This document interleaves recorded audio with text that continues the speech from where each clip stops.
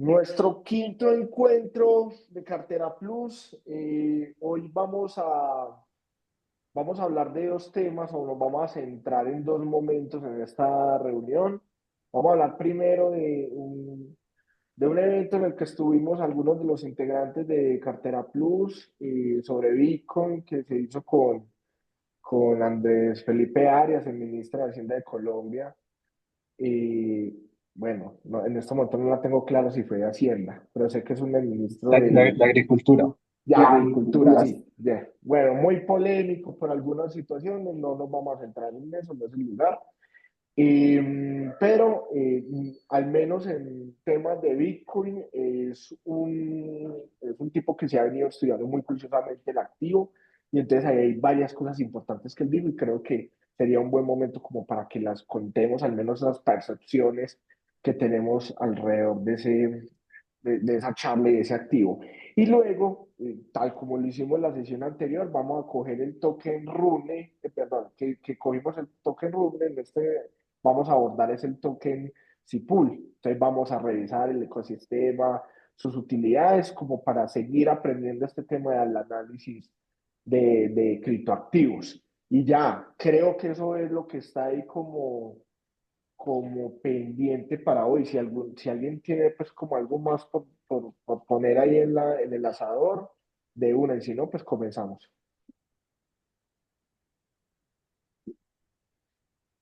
Listo, ¿no? Entonces, Mauro, Dani, comencemos, empiecen a contar sus percepciones de esa charla, porque creo que ahí se dijeron muchas cosas interesantes, sobre todo en esto de armar una buena cartera de inversión. Sí, bueno, Juan, gracias. Muchachos, muy buenas tardes. Esta semana tuvimos pues el privilegio, algunos aquí, de acompañar a Andrés Felipe Ayes en esta charla. Pues fue un beneficio, por decirlo así, que nos dio la universidad a algunos que hacemos parte pues al área de contaduría y finanzas. Entonces, pues básicamente mi percepción fue que pues uno entiende estas cosas pues muy por encima de manera muy general.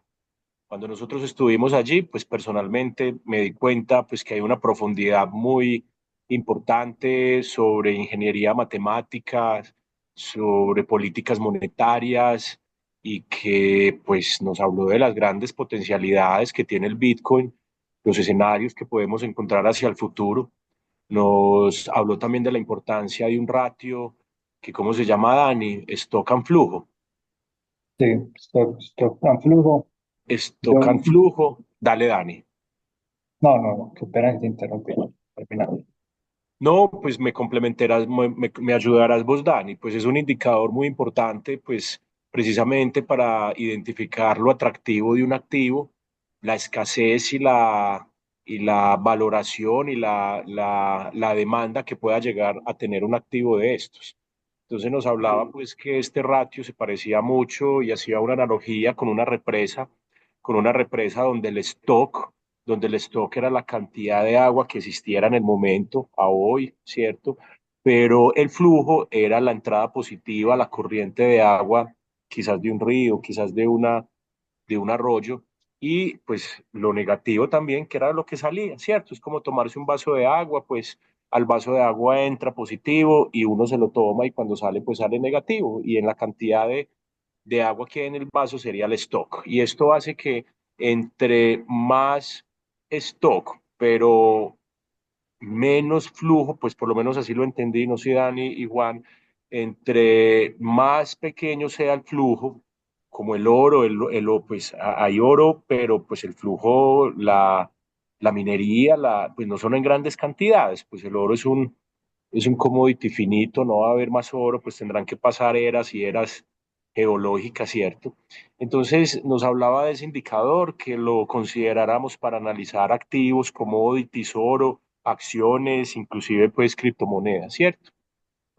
La charla que se concentró en Bitcoin, no en las otras monedas, poco hablamos de las otras monedas, pues todas replican el Bitcoin, pero me pareció muy particular lo siguiente. Él nos demostró que el Bitcoin era deflacionario, es decir, está separado del efecto que tiene la inflación, diferente a las otras criptomonedas, a las Basecon, a las altcoin, pues a esas monedas que rastrean o que replican el comportamiento del Bitcoin, que sí son o que sí dependen pues de un asunto inflacionario. Entonces me llamó eso mucho la atención. El Bitcoin está desacoplado totalmente sobre los asuntos de inflación y en ese sentido pues eso fue lo que se quiso precisamente para manejar una moneda descentralizada. Es decir, les voy a compartir el libro pues que estoy rastreando, que próximamente pues adquiriré junto con Dani, que también está interesado. Y si me permiten, me dan permiso de compartir, les voy a compartir pues la referencia bibliográfica. El mismo Andrés Felipe Arias decía que mucho de lo que él pues nos habló, mucho de lo que él nos contó en esa charla, pues es extraído de este libro, ve, porque se me fue la carátula aquí, la carátula se me fue, aquí está, eh, The Bitcoin Standard. Entonces, pues bueno, miren que no es un libro pues muy costoso, $22. Yo pensé que era un libro de 700.000 pesos, de 500.000 pesos, pero pues es un libro que es asequible para todos y para poder avanzar y profundizar sobre estos temas. Este libro pues está aquí referenciado en, en, en Amazon y tiene una calificación pues absolutamente importante, 4.7, es decir, pues que sí ha tenido en su primera edición un eco importante. Entonces, no sé, pues Dani, ayudarme a complementar. Dani, pues más juicioso, tomó nota y en ese sentido, pues mi percepción es que poco conocemos de esta tecnología, de esta fintech, poco conocemos o particularmente pues yo muy por encima, muy general y en ese sentido pues qué bueno que entre todos nosotros pues pudiéramos profundizar y la invitación de la charla fue eso, empezar a generar una profundización, a generar una metodología, un análisis, un estudio. Andrés Felipe Arias decía que una persona con 100 horas de estudio sobre estos temas, pues podría considerarse una persona no experta, pero sí pues muy conocedora del tema. Entonces, bueno, sí, la idea pues es que todos nos motivemos, aprendamos y tomemos decisiones. Quien quita que el fondo que nosotros conformemos pues también apunte un porcentaje a Bitcoin y en ese sentido pues los pronósticos y la perspectiva de esta moneda es bastante interesante. Él nos hablaba de algunos escenarios que en 10 años o que en un largo plazo cómo se iba a comportar el precio. Él no dio señales, exactamente no se atrevía a definir precios, pues porque entiendo que es difícil por dada la volatilidad de la moneda, pero en esas predicciones habían tres escenarios y el peor escenario ya era absolutamente interesante. El peor escenario en 10 años del Bitcoin ya dobla, triplica, cuadruplica el valor que hoy tiene el Bitcoin actualmente. Entonces, en ese escenario, el peor escenario, en el más negativo, inclusive es un escenario que a nosotros pues nos No, genera hombre, ojalá una ya riqueza, quisieran. una riqueza Yo, mayor al promedio, pues, o a los instrumentos convencionales que conocemos, ¿cierto? También muy yo importante, lo que ahí, Mauro, te quiero aportar sí, es la importancia dentro de una cartera incluir el Bitcoin. Por esa característica que él nos hablaba de que es un instrumento deflacionario. Cuando uno normalmente le hablan de inflación, pues uno inicialmente piensa en el indicador que saca el DANE de inflación, sea anualizado, mensual, semestral, trimestral. Pero ese concepto de M2, que es esa cantidad total del dinero en circulación, es básicamente la causa. Esa tasa de inflación, pues es un efecto, pero la causa es ese M2, porque a los gobiernos, a los bancos de la República, emitir, inyectar dinero al mercado, pues lo que hay ahí ya previamente en circulación va a perder valor y eso nos afecta a todos. Y en el caso, por ejemplo, en pandemia, cuando Estados Unidos empezó a imprimir billetes a lo loco, ¿Quieres pues agüita? ahí nosotros empezamos a mirar los efectos al día de hoy. Pero eso ocurrió que ya hace 5 años aproximadamente. y hasta el día de hoy estamos sufriendo la inflación a raíz de esa inyección de dinero. Entonces el Bitcoin, al ser deflacionario, pues nos va a proteger la cartera en ese sentido. Y el ratio de stock a flujo también me pareció muy interesante, porque incluso por la configuración del sistema de política monetaria del Bitcoin, al reducirse la recompensa ciclo a ciclo, pues va a ir mejorando su ratio de stock a flujo cada vez más. En el momento entiendo que no supera el ratio stock a flujo del oro, pero en cuestión de un ciclo y 2 ciclos aproximadamente se supera ese ratio e incluso de lejos va a estar de ahora en adelante. Recordemos con 21 millones que se alcanza por allá en 2140, pues ya no vamos a estar por allá, pero el hecho de que cada vez se reduzca la recompensa a la mitad va a hacer que el activo sea aún más valioso. Entonces, pareció muy interesante el asunto también de la minería.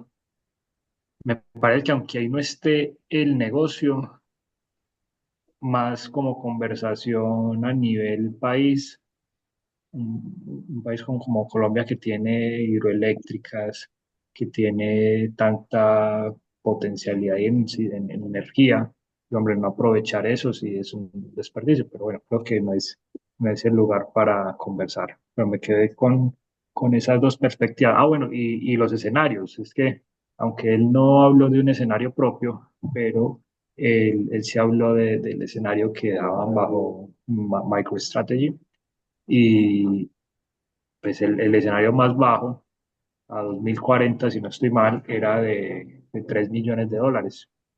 Está a 100.000. Nada más haga ahí del cálculo cuántas veces se le multiplica a uno el dinero. Entonces vale la pena ingresar ahí a Bitcoin. Y el asunto de haga las compras escalonadas, aproveche que la volatilidad es antes una cualidad positiva de Bitcoin, te va a dar oportunidades de comprar barato.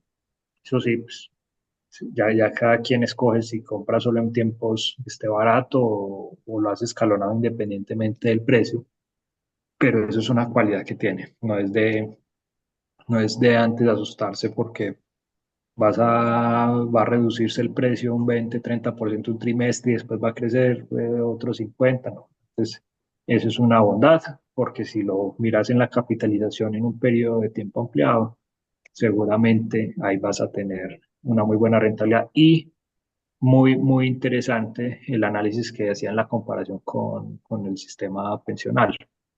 Acá él hizo un ejercicio de la misma cantidad de un aporte en Bitcoin con respecto al aporte que se hace actualmente en el sistema pensional y cuando lo afectamos el ejercicio a impuestos y a la inflación, la TIR del ahorro que se hace para el sistema pensional es negativa y la TIR bajo un periodo de 20 años de Bitcoin es una locura. O sea, estás prácticamente duplicando tu dinero y cuando lo dividas en los periodos, te dará un resultado muy interesante. Entonces, quedé con muy buenas señales ahí para conservar. No, yo no digo que uno debe invertir su 100%, pero sí un porcentaje importante de su inversión en Bitcoin. Sí, algo también muy interesante para complementar lo que Dani nos está contando es que parece ser que el Bitcoin hoy se está desacoplando de los mercados bursátiles. Cuando nosotros vimos esta última semanas, los mercados todos estuvieron en rojo, pues por las políticas arancelarias, pues de Estados Unidos, las guerras, etcétera, ¿cierto? Que hubo un periodo de varios días donde los mercados todos, sin excepción, estuvieron en rojo. El Bitcoin en ese rango de tiempo no tuvo una disminución importante. Los movimientos del Bitcoin fueron marginales, es decir, con eso demuestra la fuerza que está cogiendo el Bitcoin acercándose a un activo refugio, acercándose a un activo que pues empieza a ser menos volátil, pero pues empieza a crecer como lo hace pues un activo refugio, ¿cierto? Y en ese sentido, pues muy interesante, porque pues antes el Bitcoin replicaba también los movimientos hacia arriba o hacia abajo de los mercados bursátiles, hoy en día no. Hoy en día el Bitcoin no cayó como lo hicieron los mercados bursátiles mundiales, no cayó pues en esas proporciones, fue marginal, pasó, me atrevo a decir, de 83.000 pesos a 79, $78.000, perdón, $78.000. Y en ese sentido, pues hoy ya empieza a recuperarse y ya hoy está como en 80 y algo de mil, si no estoy mal, o creo que, 25 llegó a creo, estar ahorita. creo que superó los 90.000. Y en ese sentido, pues muy interesante esa reflexión. El Bitcoin se empieza a desacoplar de los mercados bursátiles y en ese sentido pues empieza a considerarse ya como un activo refugio.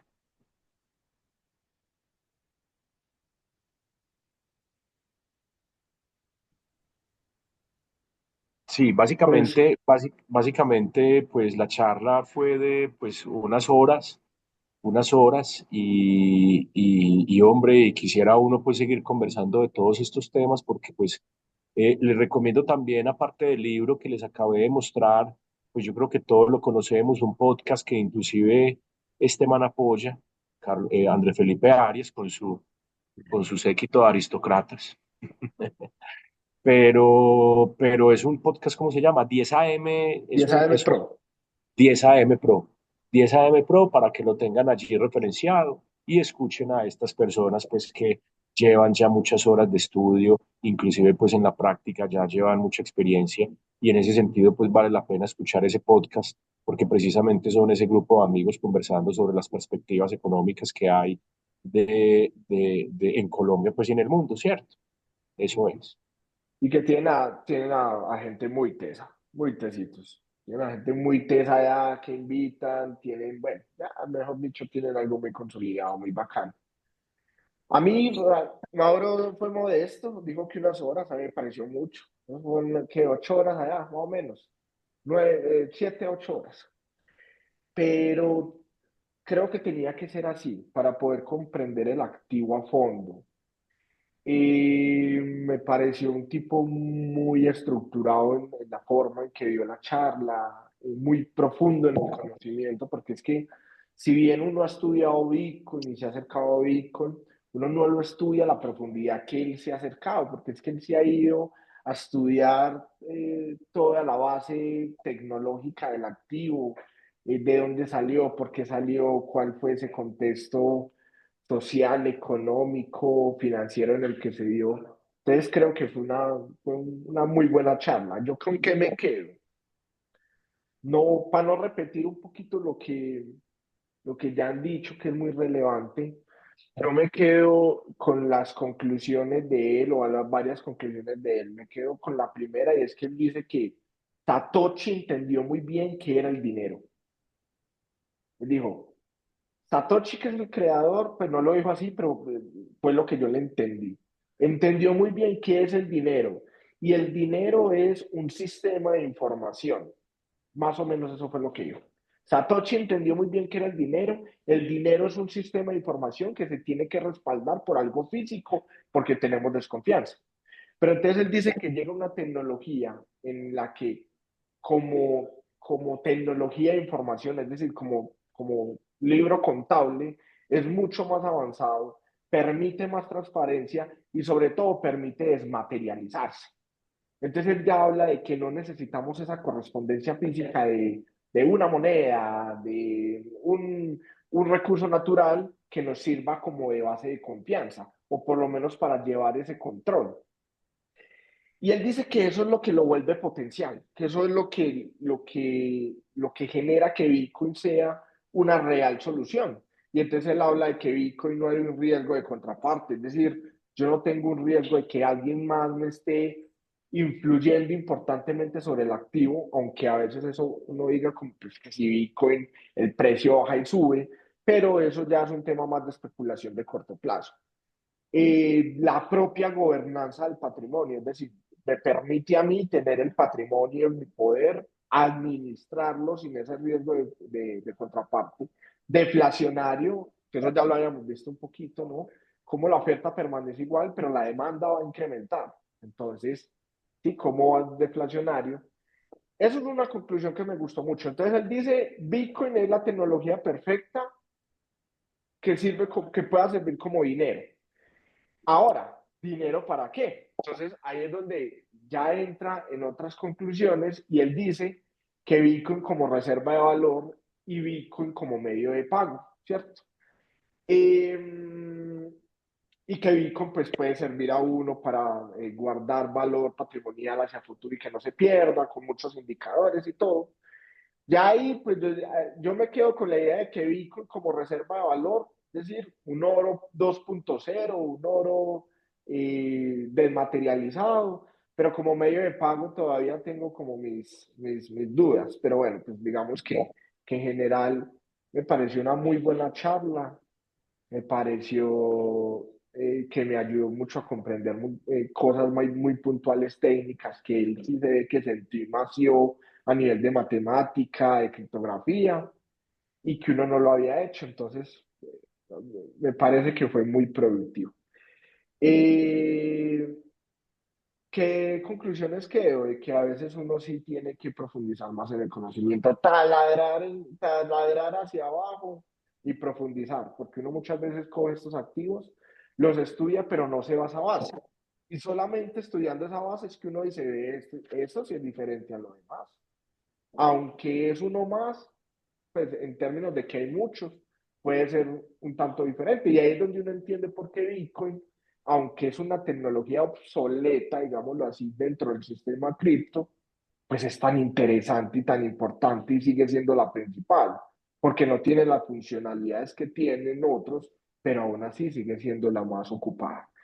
Entonces me gustó mucho. No sé si tienen alguna pregunta, Dani, Álvaro, Juli, si quieren comentar algo más, pero a mí realmente yo quedé muy contento.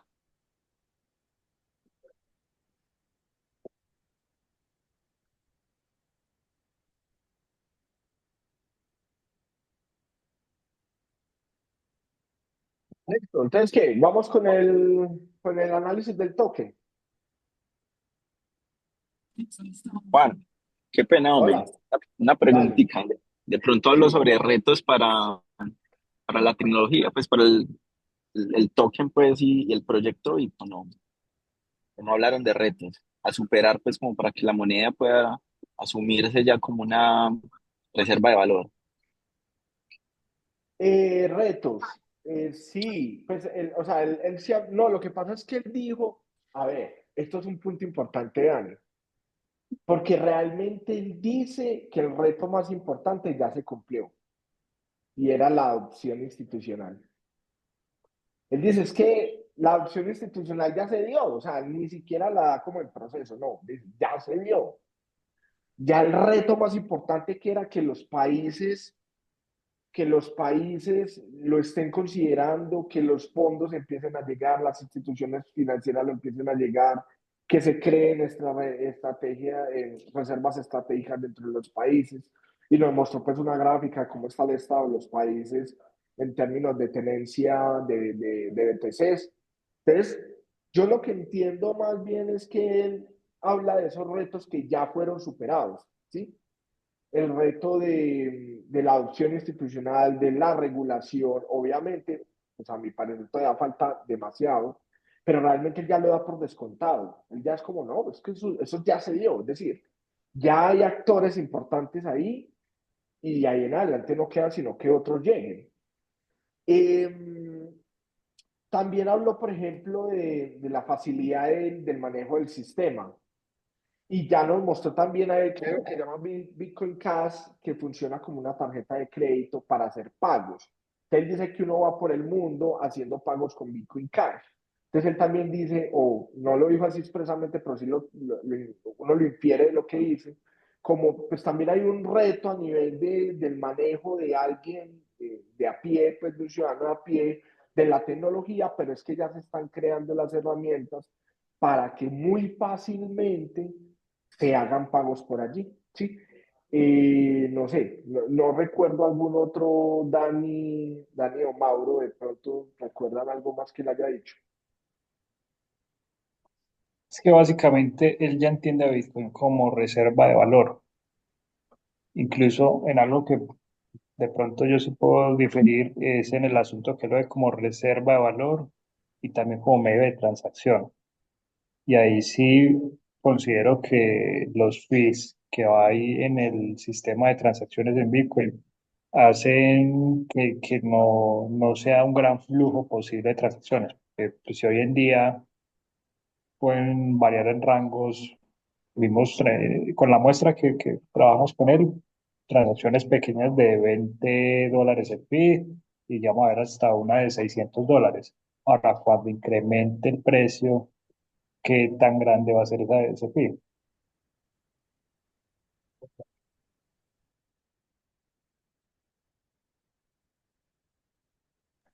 Yo también tuve la misma sensación de que como reserva de valor me parece un activo sumamente interesante, lo veo como un oro, es decir, acumulado en las reservas de los países por las grandes tenedores, muy atesorado, ¿cierto? Eh, pero no para el día a día de las transacciones. Y él nos mostraba cómo una página en la que se mostraba en vivo cómo se iba haciendo la puja por la creación de los bloques donde guarda información y ahí fue donde yo comprendí que la lentitud o más bien eh, lo demorado que es una transacción en Bitcoin, lo costoso que puede resultar siendo una transacción en Bitcoin, no va a hacer que sea masivo en términos de pagos, de transacciones. Y yo creo que para eso hay otras tecnologías que ya van a ser mucho más eficientes, como Solana, por ejemplo, que es, yo tengo un cuadrito, enseguida se los muestro, pero definitivamente los fees y la demora no lo va a permitir. Él sí dice que se va a permitir, pero yo creo que no. Que al retail, pues que hacer muchas operaciones, no. Y enseguida lo reforzamos con un cuadrito que tengo, ya lo voy a buscar. Mauro, no sé si de pronto ahí Otra quedaste. cosita que a mí me pareció, y es que el asunto de la volatilidad, cuando ya lleguemos a que el circulante de Bitcoin va a estar allá en el 99.999999, yo no lo doy tan volátil, porque si miramos, por ejemplo, el comportamiento del oro, lo veo más como hacia esa dirección. O sea, sí, hay unos crecimientos importantes, pero no del tamaño que hoy en día tiene Bitcoin.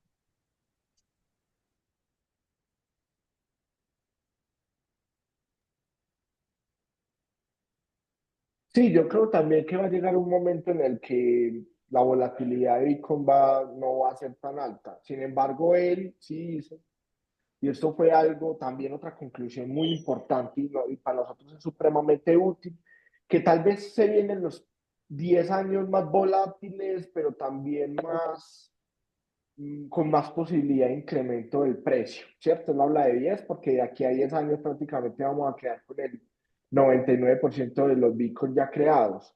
Entonces él dice que se viene una oportunidad gigante de inversión y eso para nosotros es muy útil. Creo que deberíamos de adentrarnos en algún momento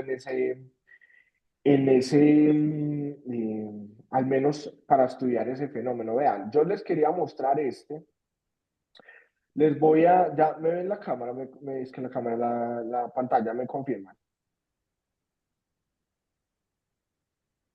Bueno, les quiero Sí, sí. mostrar, yo les quiero mostrar, vamos a mostrarle nomás transacciones por segundo,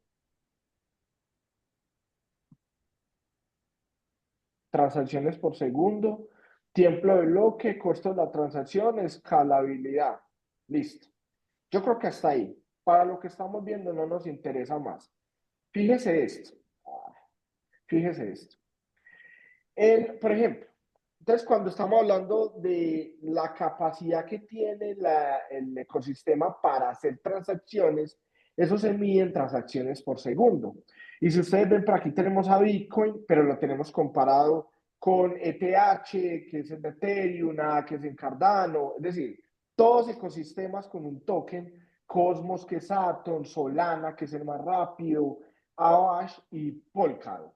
Entonces, cuando nosotros vemos las transacciones por segundo, es decir, la capacidad de transacciones promedio que puede hacer un ecosistema por segundo, y cuando digamos, decimos transacciones, entiéndase un pago, una transferencia o un traslado del token o del activo a otra persona, hablamos de que Bitcoin en promedio hace 7 transacciones por segundo. Esto lo hace la más baja de todas las comparadas. Porque si ustedes miran, por ejemplo, Ethereum sigue siendo muy alto. Hoy por hoy con Proof of Stake hacemos 2.000 transacciones por minuto, ¿sí? Pero es que fíjense en Solana, 65.000 transacciones por segundo. ¿Cómo vamos? Y bueno, y eso revisémoslo con los fees. Ay, no tengo los fees por acá. ¿Dónde están? No, no están. A ver, sí, qué pena. El costo de transacción, ¿sí? Lo estaba buscando como fees. El costo de transacción. Entonces, si nosotros miramos el costo de transacción, en promedio en Bitcoin es de 2 a 5 dólares, ¿cierto? Por una transacción. Mientras que si hablamos, por ejemplo, en Solana, eso ya es un número absurdo, que es el más bajo de todos.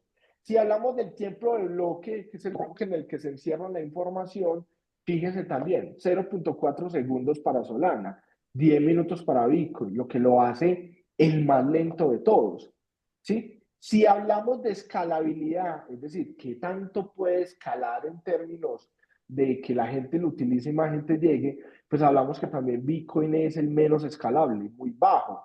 Y por la misma filosofía de Bitcoin, pues fácilmente no se hacen actualizaciones, porque es muy difícil hacer actualizaciones en Bitcoin. En cambio, en Solana no.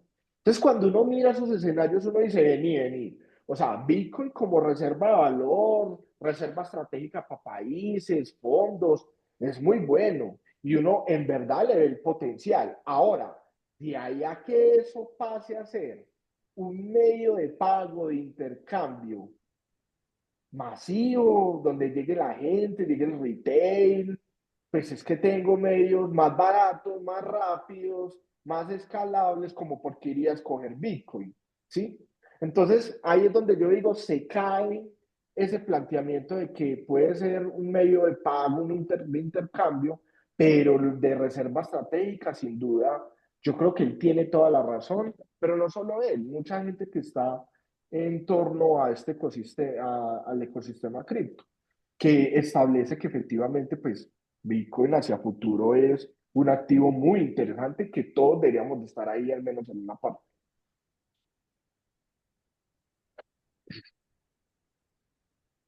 Ahora, o sea, el negocio ahí de la minería sería más en la compra y venta netamente de Bitcoin, pero transaccionalmente, evidentemente, no es la más óptima.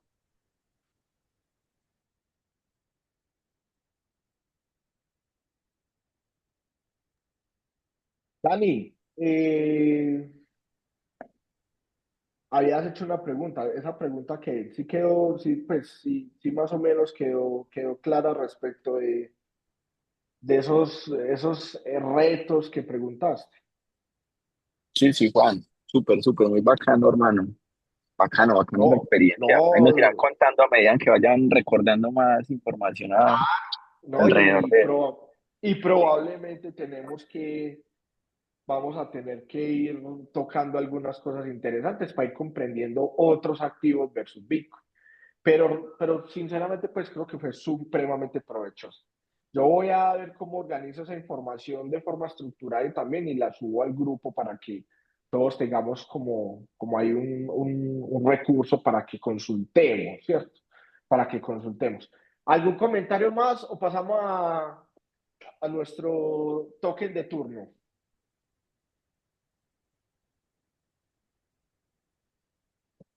Listo, ya. Nosotros veníamos con Rune y en Rune vimos varias cosas. Lo primero que es un proyecto que vale la pena, pero que tuvo un error, ¿cierto? Que tuvieron un problema de estructuración por capas, que montaron en una capa lo que debían de haber montado en otra y que por esa mala estructuración se tiraron o al menos afectaron la confianza en el proyecto, que lo estaban en solución y que, pues, bueno, hay que esperar, pero que definitivamente es una buena oportunidad. Más o menos esa fue la conclusión de la que llegamos allá. Pero que no podíamos hacer análisis técnico, porque para análisis técnico en este momento es irrelevante, puesto que estamos ante una crisis de desconfianza y que únicamente era la generación o la reconstrucción de la confianza la que iba a incrementar el valor del token. Bueno, digamos que ahí dejamos un buen token. Lo que no hablamos fue cuánto le meteríamos. Yo no sé si Daniel hizo algún comentario al respecto. No recuerdo bien, pero creo que no lo dejamos como muy claro. Hoy vamos a traer otro token de baja capitalización y vamos a ubicar dentro de un ecosistema, dentro del ecosistema, en un área muy específica, que es el área de las finanzas descentralizadas, ¿sí? El área de las finanzas descentralizadas. Vea, ¿qué son las finanzas descentralizadas? Tal vez uno de los grandes potenciales que tiene el ecosistema cripto, toda la tecnología cripto y la inversión en blockchain, es algo que se llama DeFi o le dicen DeFi, finanzas descentralizadas. ¿Qué es lo que busca las finanzas descentralizadas? Ve, venir. La tecnología blockchain lo que tiene el mayor potencial es de eliminar un tercero molesto, ¿no? El validador, el intermediario, el que aprueba. Bueno, entonces como tiene ese potencial, y nosotros lo habíamos visto en su fase distribuida o en su filosofía de distribución y descentralización, entonces tal vez de los intermediarios más molestos son, por ejemplo, las instituciones financieras, ¿sí? Tienen altos costos, son lentas, tienen que cumplir con muchos protocolos, bueno, en fin. Entonces, a partir de ahí, nosotros lo que tenemos es que empiezan a promulgarse o a salir unos proyectos que buscan crear protocolos descentralizados donde no exista el tercero validador, sino que simplemente es el que oferta y el que demanda, ¿cierto? Y hay unos contratos inteligentes de por medio y todas unas reglas de funcionamiento. Este es uno de esos tokens, ¿sí? Y este es uno de esos proyectos. Yo no traje la información tan estructurada, lastimosamente no tuve tiempo, pero algo les traje, ¿sí? Como para que empecemos a hablar. Entonces les voy a hablar del modelo de negocio, de cómo está establecido el protocolo. Luego hago alguna información básica y si nos queda tiempo nos vamos al análisis técnico. Ojalá. Y si no, pues lo dejamos para la próxima sesión. Lo cierto es que, vea, ese protocolo se llama Clearpool, ¿cierto? Su token se llama así. Digamos que es un token que ha tenido, pues no es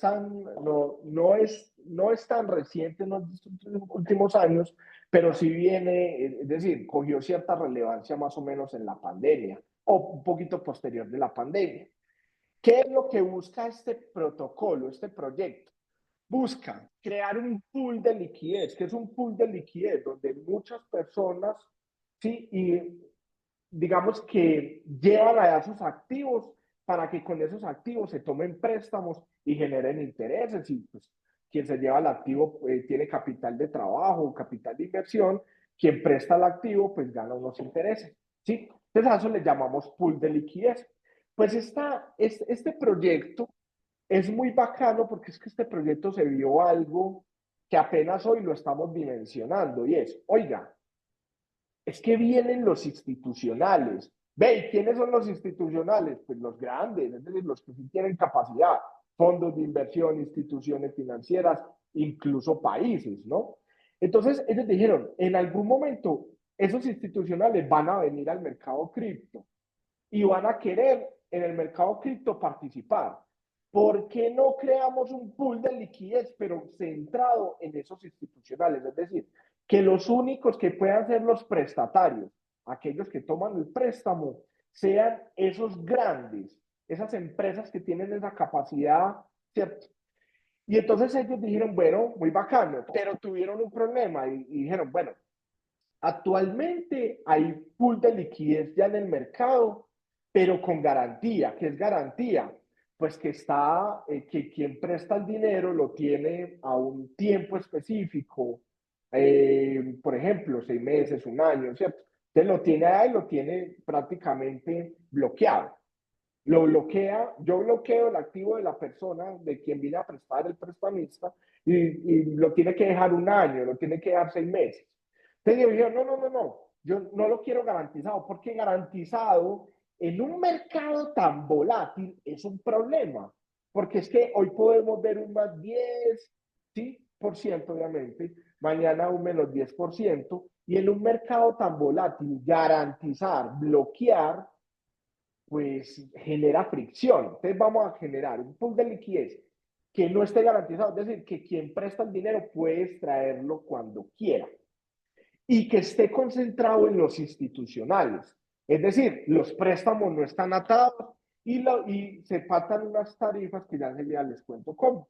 Entonces, ¿cuál es el potencial de ellos? Que ya para mí, y por ejemplo, Arias me ayudó un poquito a centrarme en esa idea, y es una narrativa que ya se cumplió, no es, es que van a venir, no, es que ya están acá. Y entonces yo escuché una entrevista al creador, no me acuerdo el nombre, pero por acá creo que lo tengo, este señor, Robert, muy teso, por cierto, y entonces él decía, vea, es que una cosa es participación y otra cosa es adopción. Y ellos decían, los institucionales llevan en el mercado cripto participando hace 4 años. Ahora, adopción, es decir, el uso ya del mercado es muy reciente. Entonces, él decía que era la participación, que los institucionales iban, revisaban, veían que podía mejorarse, recomendaban, se reunían con proyectos, se reunían con reguladores, pero que nunca habían llegado a utilizarlo, digamos que invertir dinero o a en siquiera considerarlo, sino que únicamente iban como tanteando el terreno. Entonces, a eso le llama participación y él dice que ya no estamos ni en la participación, estamos en la adopción, es decir, donde efectivamente ya lo utilizan.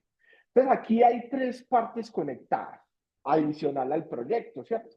Los prestatarios, que son los institucionales, los únicos que pueden prestar. Fondo de inversión, instituciones financieras grandes. Los prestamistas, que pueden ser cualquiera, incluso, ¿por qué no? Cartera Plus. ¿Sí? Yo voy y deposito al proyecto a unos que se llaman fondos comunes, pero por prestatario, deposito activos que se van a prestar. ¿Sí? Y lo hacen directamente desde la billetera. Y otra cosa es el fondo común, que es el activo que los prestamistas ponen en el fondo que está a nombre del prestatario. ¿Sí? Y entonces, aquí no lo tengo porque no me dio tiempo, pero sí se los tengo que contar más o menos. Él dice, vea, el fondo común tiene una curva que va desde 0 hasta 100. Y la curva es la utilización del fondo común. Entonces, si por ejemplo el prestatario tomó el 10% del fondo común y se lo llevó, ¿cierto? Hizo un préstamo por el 10%, pues hizo un uso del fondo común del 10%. Y ojo que el fondo común únicamente es por prestatario. Entonces, si hay 100 prestatarios, hay 100 fondos comunes, individualizados, independientes. Y el prestatario pues tiene un fondo común con un valor, supongamos que son 10 millones de dólares, entonces prestó $1.000.000. Pero lo interesante aquí es el incentivo. ¿Por qué?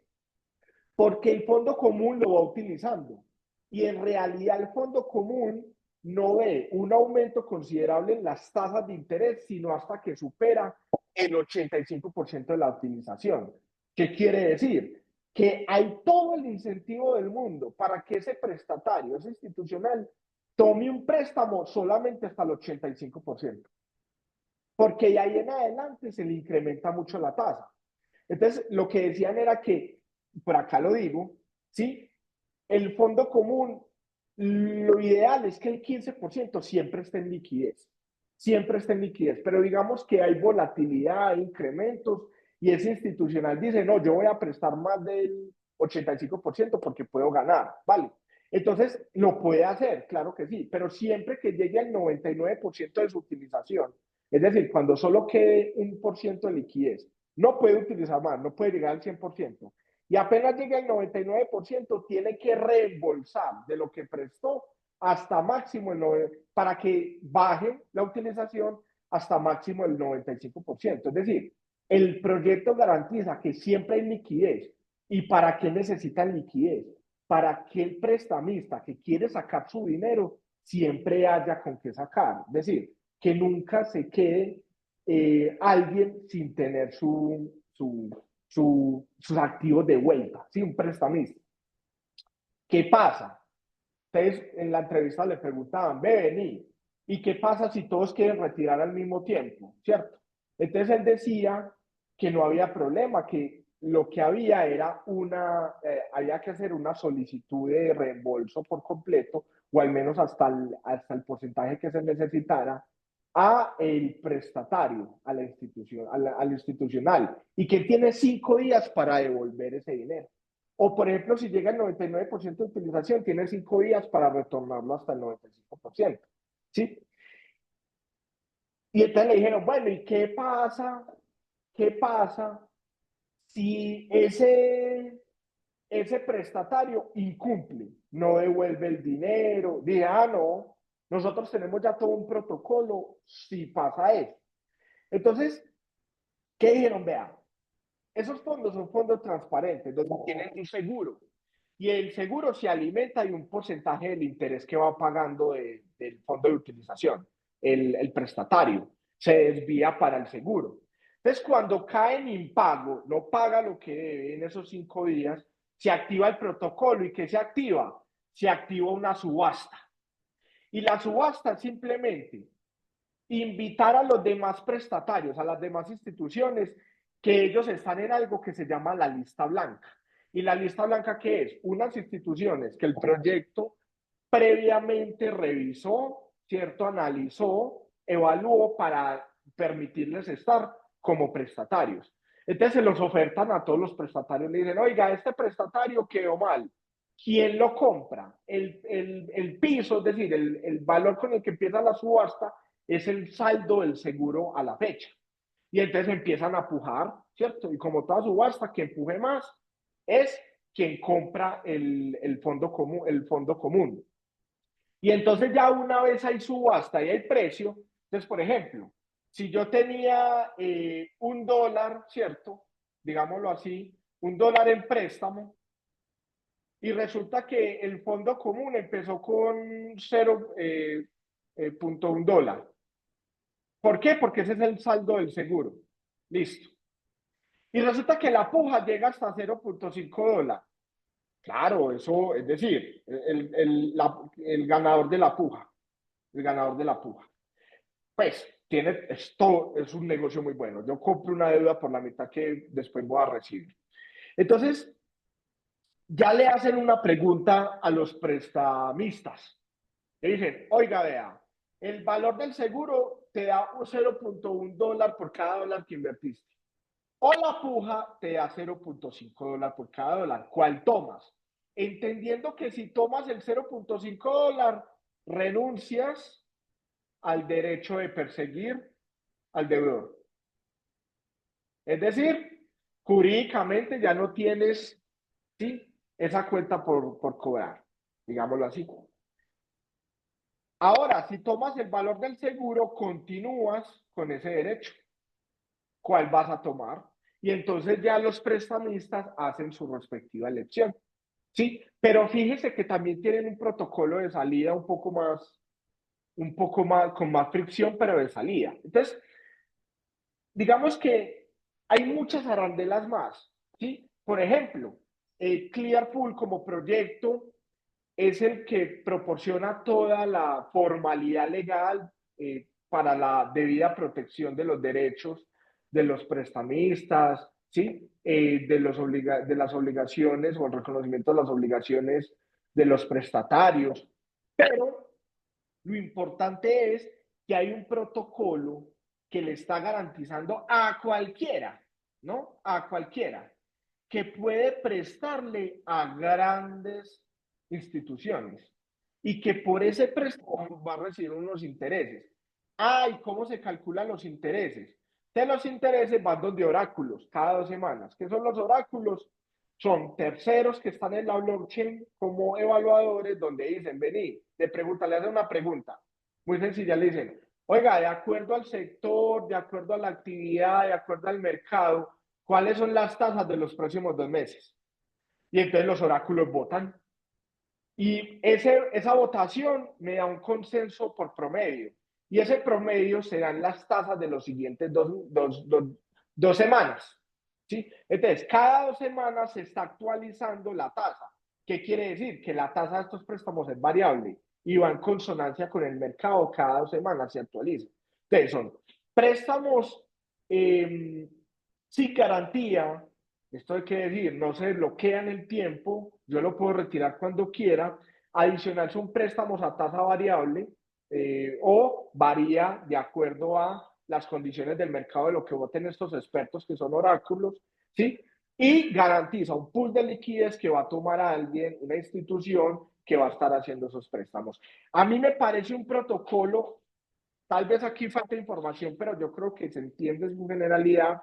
Tal vez me parece un protocolo muy interesante en términos de las finanzas descentralizadas, ¿sí? Entonces tiene su white paper, yo los invito a que lo lean, ¿cierto? Está dentro de la capa, dentro del DeFi, que es una capa 3, es decir, acordémonos que es la capa de utilidad, y funciona en blockchains como Ethereum, Polygon, ¿cierto?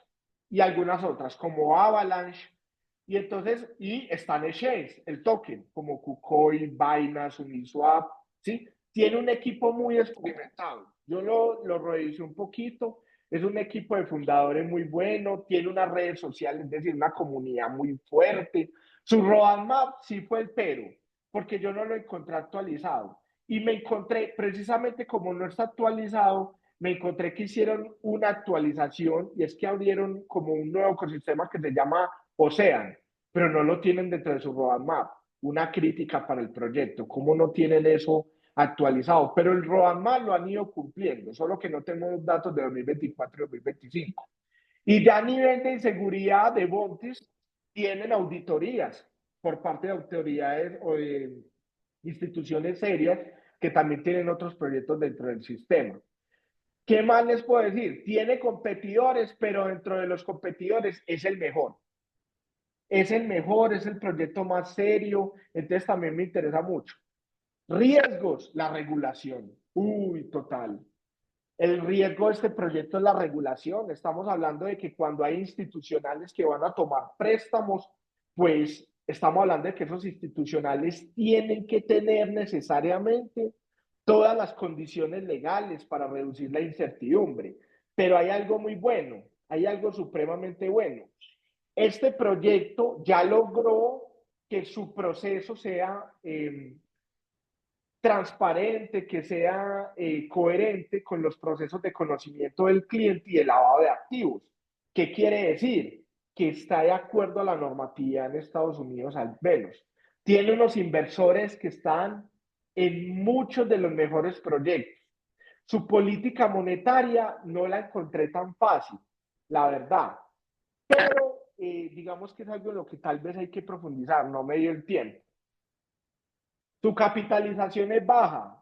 Su volumen de operación, bueno, está ahí como entre un promedio, pero tampoco es muy alto. Estamos a un rango de precio muy interesante, y definitivamente dependerá mucho de cómo se vaya consolidando esa adopción institucional en primer asunto, cómo se vayan articulando las normas que ya vemos que en Estados Unidos están muy pro criptomercado, entonces eso es algo que me gusta también, pero hay que ver la evolución. Pero sin embargo, creo que es un token de un proyecto que vale la pena por potencial de crecimiento. No hemos visto lo técnico todavía, pero sobre todo porque es que hay un proyecto serio detrás. Hay un proyecto que busca abordar o solucionar un problema real del mercado y que está en consonancia con la narrativa de la adopción institucional.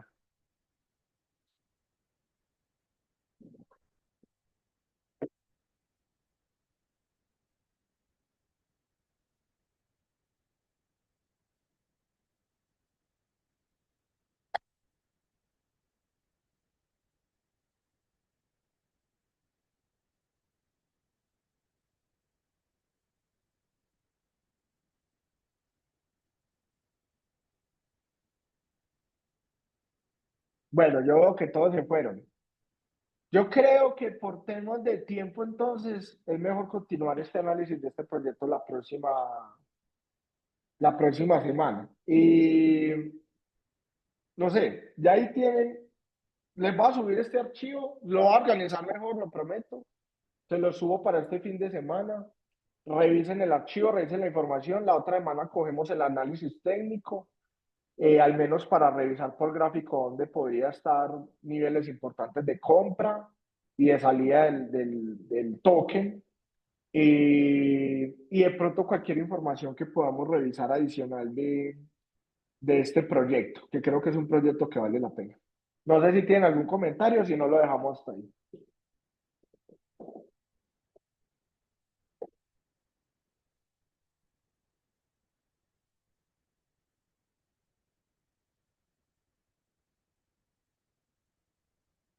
Listo, bueno, entonces que estén bien. Terminamos por hoy. Nos vemos en 15 días.